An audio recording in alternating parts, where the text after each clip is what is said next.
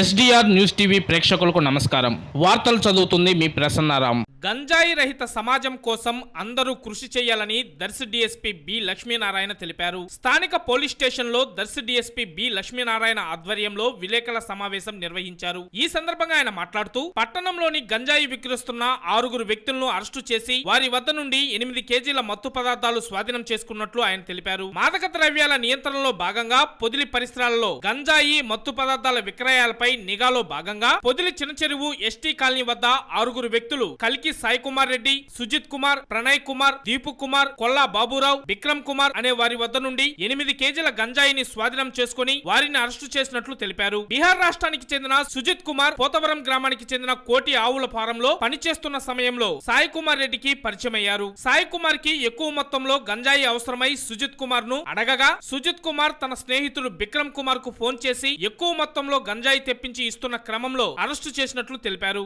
ఈ కార్యక్రమంలో Podili CI T Venkateswarlu, SI వి Vemanna, police సిబ్బంది తదితరులు పాల్గొన్నారు.